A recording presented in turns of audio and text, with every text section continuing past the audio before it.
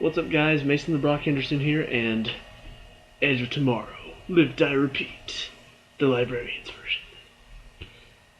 I saw the previews, and it showed like some of the stuff that was coming up right before the show started.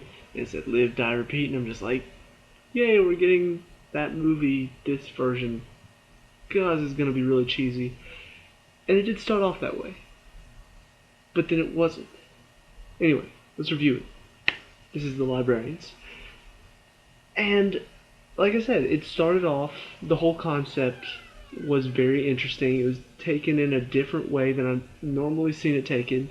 But whenever Ezekiel was the one that could remember that the day was resetting, I was instantly like, okay, yeah, I can see where this is going. He's gonna do some stuff because he's bad. He's the bad boy, and he's gonna do stupid stuff because he realizes, oh, I can just reset. Kind of like the Bill Murray version of this this whole concept. Where he just did stupid stuff, killed himself, whatever he could do because the day kept resetting. It's just like whatever. And sure enough, the first couple times that the day resets, he's like, oh, okay, so that's what's going on right now. Okay. And they had those moments where he's cutting the wires because he's like, oh, well, if it just resets, I'll just choose each time. Stone's in the background, some master thief. It's funny. And then at some point he gets fed up, and so he doesn't tell Stone about the little electrical plate, and so lets Stone step on it. But then after they finally get into the room, and what was supposed to happen was, take out this thing inside this computer, and it'll stop it completely. This will be over. And then it wasn't. All of a sudden, things changed a bit from then on out. It wasn't Ezekiel Jones anymore. He kind of realized that this is actually a serious matter. Like, this goes beyond what he was thinking. And so, when they first come out, he's like, no, no, no! This was supposed to be over! And he's upset. And it's the first time we've really seen him in this type of mood before, where he's really upset about something. It's interesting. It's interesting to see this, and it's really a good job that they chose this character, which, not that it's not cliche to see a character change because of what he's going through, but I'm glad because Ezekiel is the one character that hasn't really grown since the beginning of season 1. You think about Cassandra, she was dealing with her tumor, and then they had that one episode with the haunted house in the first season, and she kind of admits, she kind of grows a bit, her character grows, she discusses this tumor inside her head that might possibly kill her one day. Stone had the episode with his father at the beginning of this season, which was really good, really showed us kind of why Stone is how he is, but we hardly see any of character growth in Ezekiel. He's Ezekiel Jones, he thinks he's awesome, blah blah blah, same old. But we started seeing a different side in this episode. We started to see him really change. And it started off, because that didn't work, he started getting upset, and then they realized, okay, well, maybe, it goes beyond that. Maybe you have to make it out or something. Maybe you have to make it out of the quantum field, blah, blah, blah, magic, science stuff. I'm not going to try to harp on that because this show just... they expect us to believe it, and I'm okay with that. I'll accept the fact that I have to put aside a lot of the random crap that goes on. Anyway, but they finally make it outside, and even though they try to make it out of the gate, they don't. They can't make it out of the gate. And it just keeps happening, like every single time Ezekiel burns his hand at one point thinking, I just gotta get out of here. Which is really crazy if you think about it, just the fact that Ezekiel Jones is willing to scar his hand, burn it, just to get out of there. That's how far he's gone, to the point where he's willing to do that because he's so sick of being stuck in the time loop. And you can just see it on his face every single time they get to that point. He burns his hand again. He's just he's willing to do it because if it means that maybe this time they'll get out, maybe this time they'll get. It's the only thing that drives him. That's very good to see. And then finally, there's this one where he's like, "I will not be beaten by some gate," and he's like looking, see what's triggering the alarm that's causing all these guys to come kill them. What is it? What's causing it? And so, Bear just kind of says, "Look, we gotta make it." And so they go, and once again the gate closes, and Ezekiel just like he sits, like he just throws his back against the gate and like sits down on the ground as they're coming and just looks defeated. And the next scene just really, really got my attention. And once again, not anything that hasn't been done before, but they come through the door again. Ezekiel still looks defeated, still the same look on his face. And he just kind of sits down as they go through the same old thing that they go through. And they're starting to walk away. And he's like, "Wait, no." And Cassandra stops. He's like, don't go. I can't watch you die again." And she still leaves. And it's just this moment of just silence for a second. That is a very strong moment. And something this show has not really done well. Like, they've had their serious moments before, but they're not normally so strong emotionally, so heavy emotionally. And, once again, going back to the thought of Live, Die, Repeat, Edge of Tomorrow, whatever you want to call the movie with Tom Cruise and Emily Blunt, this show, first of all, I'm not going to say that this episode was better than that movie. The movie was definitely better for a lot of reasons. But there's one thing that this show did better, and that is the relationship of it. And it's only because, it's a movie and this is a TV show that we're in the second season when they've done this. So we've grown accustomed to these characters, we've grown attached to these characters. We know that the characters themselves have grown attached to each other, whereas in the movie, obviously we still see where Tom Cruise's character gets attached to Emily Blunt's character and he can't stand watching her die day after day. It does make sense, but it's not as strong emotionally because we're only an hour into the movie. Whereas the show, we're almost two seasons through the show, so we know these characters very well, and we know the connection they have to each other. So to see that emotion on his face it really broke my heart to see him in this state, because it's Ezekiel Jones, he never gets in this state, and there he is. He's in this state of just hopelessness, grabs a crowbar and starts smashing stuff, and that's when, from that, he hits something, it turns into this, and then he realizes it's a video game, it's not a time loop.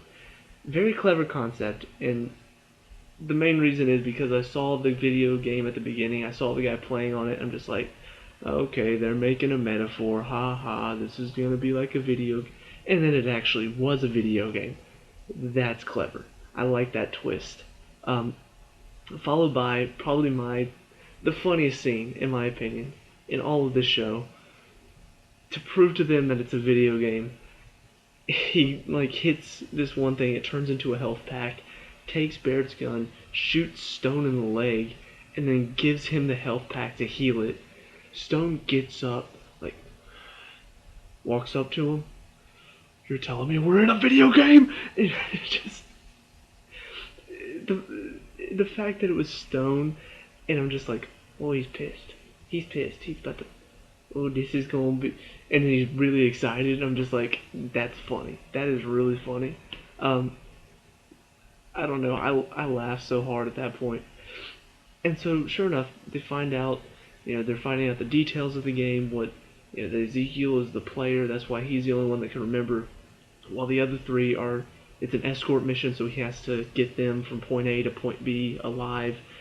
So very, very interesting concept. I like the fact that it's a video game because I'm a video game nerd myself.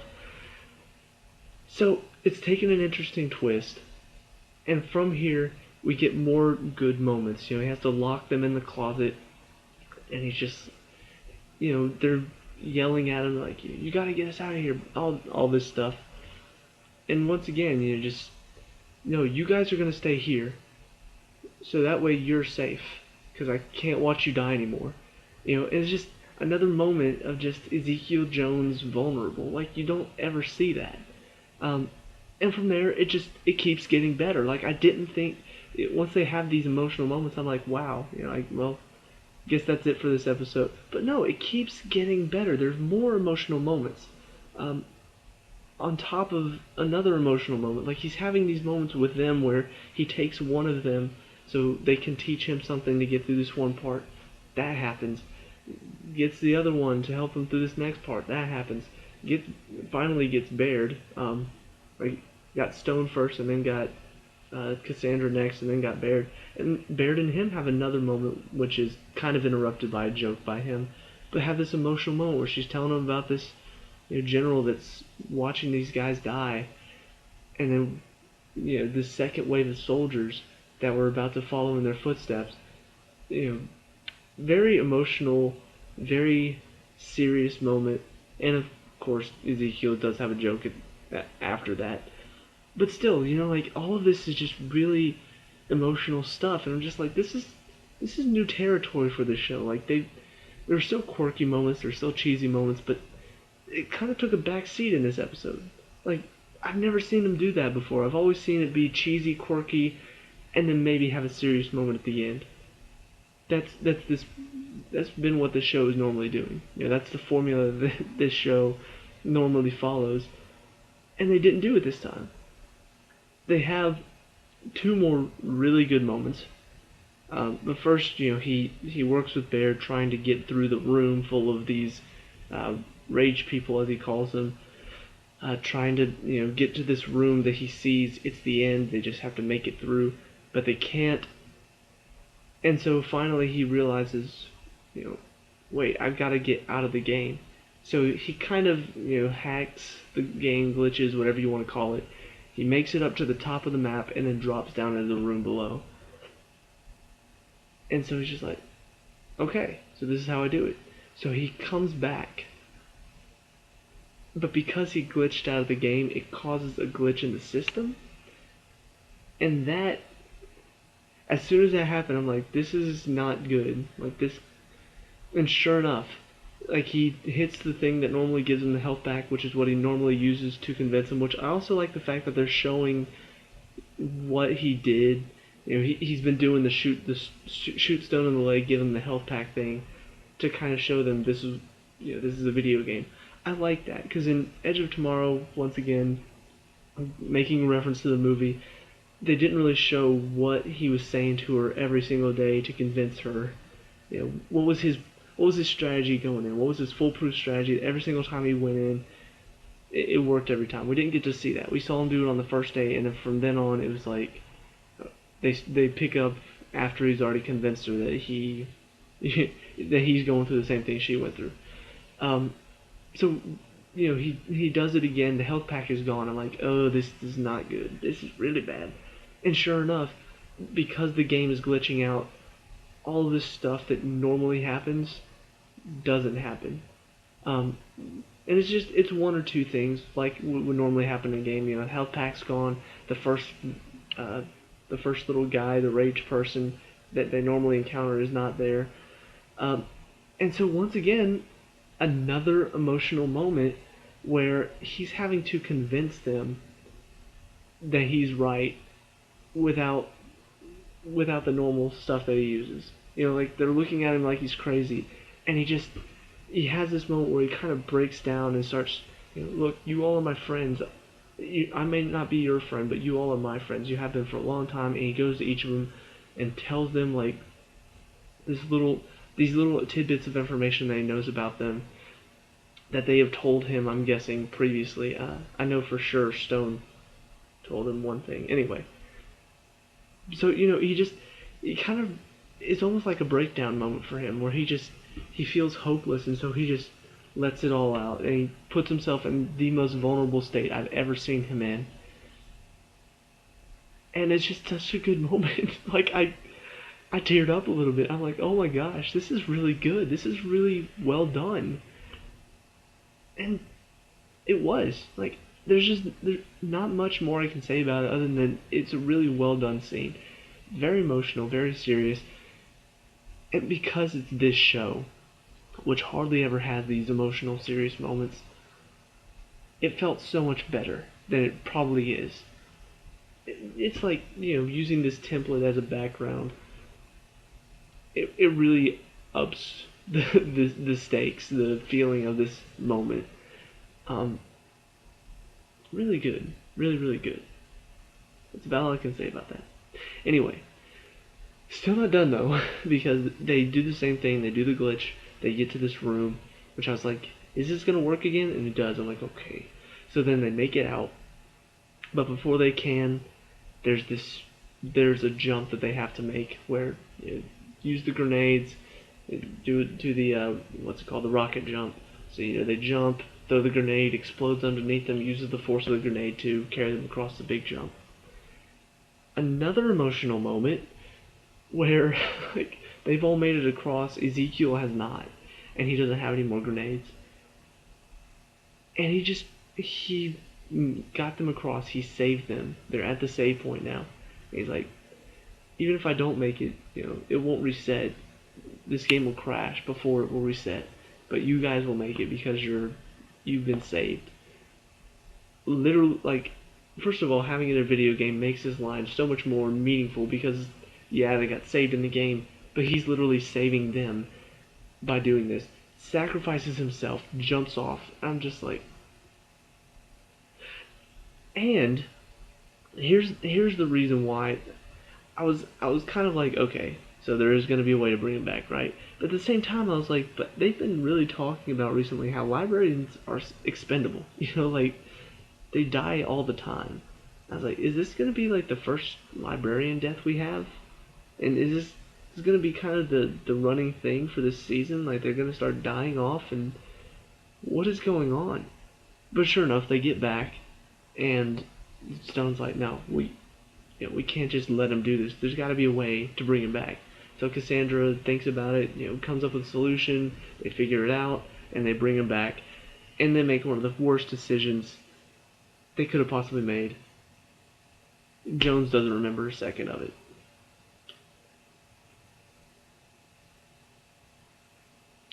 Why? I was so happy with this episode. Even with the bringing him back, which was kind of like, yeah, we can bring him back. He doesn't have to die. He sacrificed himself, but not really, which I've seen done so many times before. I was like, okay, I can let that slide because the rest of this was so. Wait, he doesn't remember anything? Really? Really? That's how we're going with this? Are you stupid? Like, this made his character so much better. Seeing him go through this, it made him a stronger person. It made him a better character. Reset. Just kidding. He's not. He's not. He doesn't remember any of that. I'm just. It frustrated me. It really did. And it doesn't ruin the episode. The episode is still good. And there's stuff going on the outside of this that I'll get to in a second. But I really did want to address this because it's a bad choice to do that. I don't understand why you would put this character through all this. You would grow this character so well.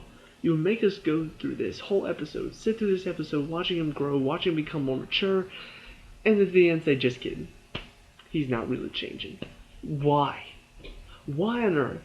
Like, could you not just let him have his moment and let him be a more mature person?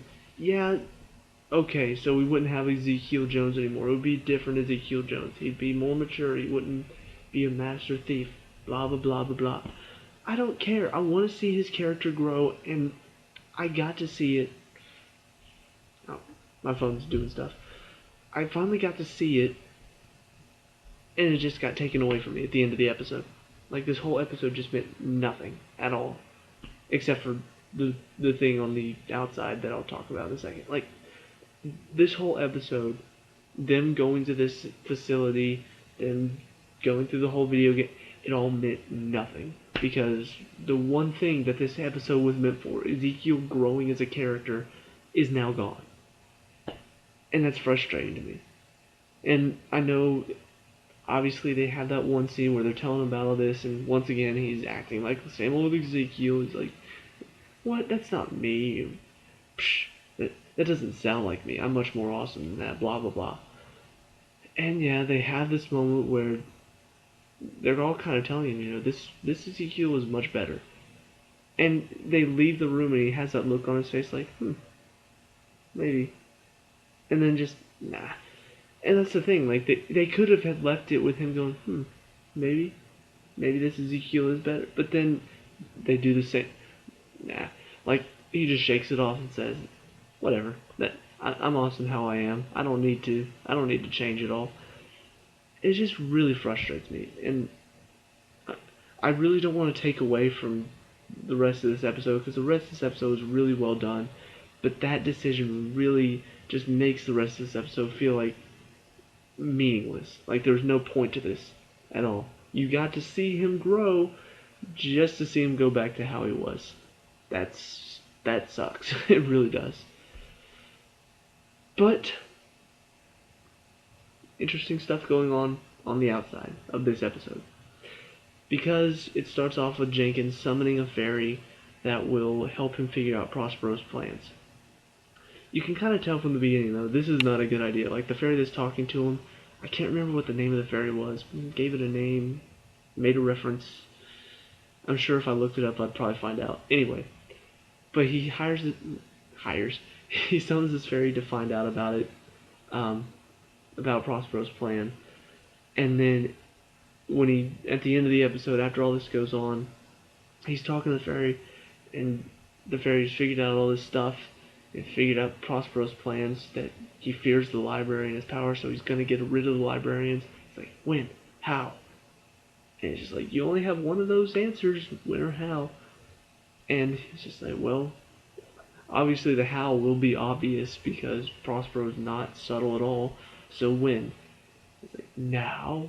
It's like, yes, now. Tell me now. He's like, no, I mean now. Like, it's happening now. Ha ha ha. As the library starts to bust up and shake. I'm like, come on, Jenkins, you can't trust this fairy. Anyway, but Jenkins runs in, sees them leaving, and he's like, why would you go there? What do you do? And all of a sudden, like, as he goes to, I guess, call Flynn, maybe? I don't know what he's doing. But he goes to do something, and all of a sudden something just cuts across the screen, and he just stops. The library stops. He's like, oh. And grabs a book, says something about it, and walks away. So yeah, cliffhanger. Clever. Did take away a bit from the fact that they completely ruined the story here. But it does leave me interested for the next episode, and that's a good thing. So even though this whole episode was good, the whole stuff going on with Ezekiel was really good. I hate the fact that they made a bad decision to take it all away and make him the same old Ezekiel. That was frustrating. But then, they did end on a good note with, it's a bit of mystery. It's like, what's going to happen next? You don't know. Tune in next week to find out.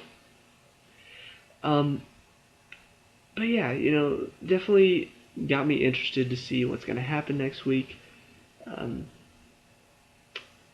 think that's about it for this episode. I think. So, in a nutshell, really enjoyed the episode. Didn't like how they ended Ezekiel's story. And good ending to get me excited for next week. So that's all my opinions. Let me know what you think down in the comments below. Leave a like and subscribe if you